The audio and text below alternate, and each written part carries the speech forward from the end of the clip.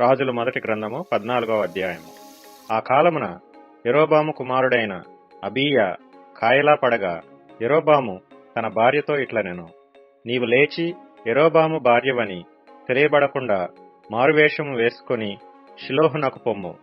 ఈ జనుల మీద నేను రాజునగుదునని నాకు సమాచారం తెలియజెప్పిన ప్రవక్తయగు అహీయా అక్కడ ఉన్నాడు. కాబట్టి నీవు 10 రొట్టెలను అప్పములను ఒక బుడ్డి తేనెయు చేత పట్టుకొని అతని దర్శించుము. బిడ్డ ఏమగునో అతడు నీకు తెలియజేయునని చెప్పగా, యరొబాము భార్య ఆ ప్రకారం లేచి షిలోహునకు పోయి అహీయా ఇంటికి వచ్చెను. అహీయా వృద్ధాప్యం చేత కండ్లు కానరాని వాడై ఇండెను.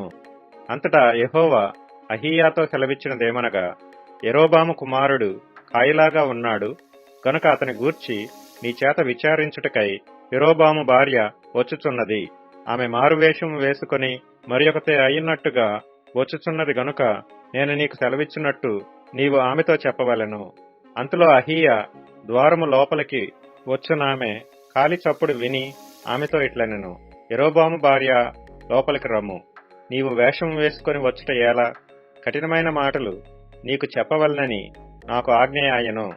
నీవు వెళ్లి యరొబాముతో చెప్పవలసినదేమనగా, ఇశ్రాయేలీల దేవుడైన యెహోవా ఈ ప్రకారము సెలవిచ్చుచున్నాడు, నేను నిన్ను జనులలో నుండి తీసి హెచ్చింపజేసి ఇశ్రాయేలు వారును నా జనుల మీద నిన్ను అధికారిగా నియమించి దావీదు సంతతి వారి యొద్ద నుండి రాజ్యమును తీసి నీకిచ్చి యుండినను నా ఆజ్ఞలను గైకొని మనఃపూర్తిగా నన్ను అనుసరించి నా దృష్టికి ఏది అనుకూలమో దాని మాత్రమే చేసిన నా సేవకుడైన దావీదు చేసినట్టు నీవు చేయక నీకంటే ముందుగా ఉండిన వారందరికంటేను అధికముగా కీడు చేసి ఉన్నావు. నన్ను బొత్తిగా విసర్జించి ఇతర దేవతలను పోత విగ్రహములను పెట్టుకొని నాకు కోపము పుట్టించి ఉన్నావు.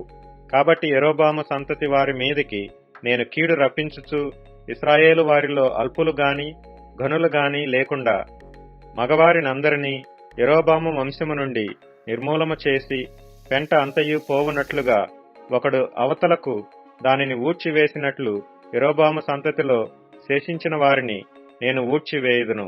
పట్టణమందు యరొబాము సంబంధులలో మరణమగు వారిని కుక్కలు తినును, బయట భూమిలో మరణమగు వారిని ఆకాశ పక్షులు తినును. యెహోవా మాట ఇచ్చియున్నాడు. కాబట్టి నీవు లేచి నీ ఇంటికి పొమ్ము. నీ పాదములు పట్టణములో ప్రవేశించున్నప్పుడే నీ బిడ్డ చనిపోవును. అతని నిమిత్తము ఇశ్రాయేలు వారందరూ అంగలార్చుచు సమాధిలో అతనిని పెట్టుదురు. ఇశ్రాయేలీల దేవుడైన యెహోవా యరొబాము సంబంధులలో ఇతనియందు మాత్రమే అనుకూలమైన దాని కనుగొనెను గనుక యరొబాము సంతతి వారిలో ఇతడు మాత్రమే సమాధికి వచ్చును. ఇదియుగాక యెహోవా తన నిమిత్తము ఒకని ఇశ్రాయేలు వారి మీద రాజుగా నియమింపబోవచున్నాడు. ఆ దినముననే అతడు యరొబాము సంతతి వారిని నిర్మూలము చేయును. కొద్ది కాలములోనే ఆయన అతని నియమింపబోవును.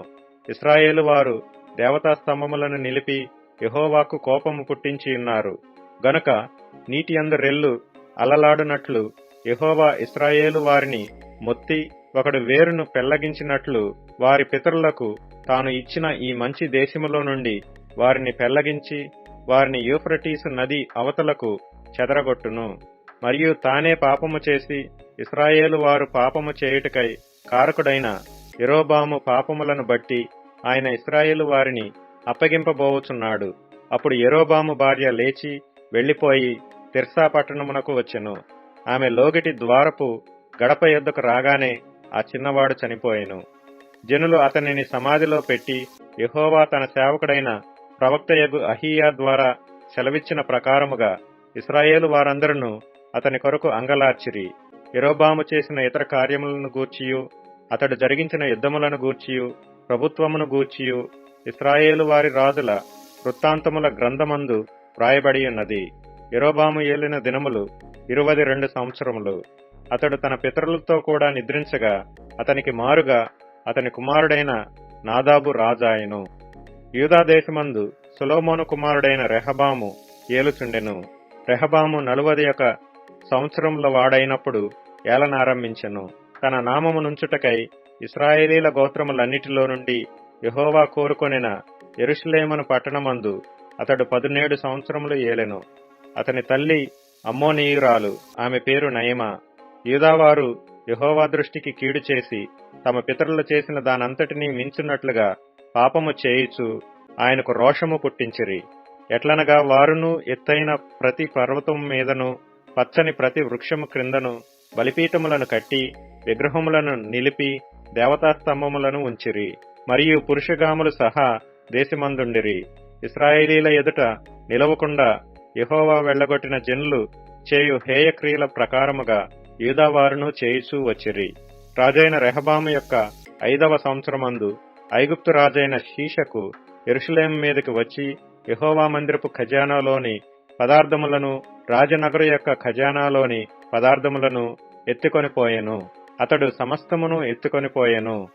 సొలొమోను చేయించిన బంగారపు డాళ్లను అతడు ఎత్తుకొనిపోయెను.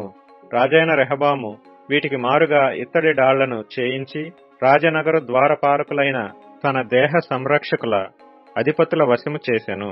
రాజు యెహోవా మందిరమునకు వెళ్ళినప్పుడెల్లా రాజదేహ సంరక్షకులు వాటిని మోసుకొని పోయి అతడు తిరిగి రాగా వాటిని తమ గదిలో ఉంచిరి.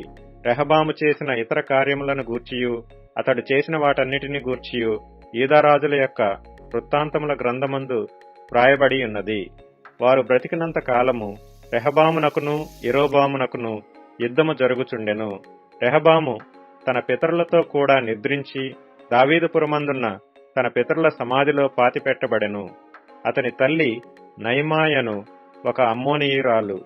అతని కుమారుడైన అబీయాము అతనికి మారుగా రాజాయెను.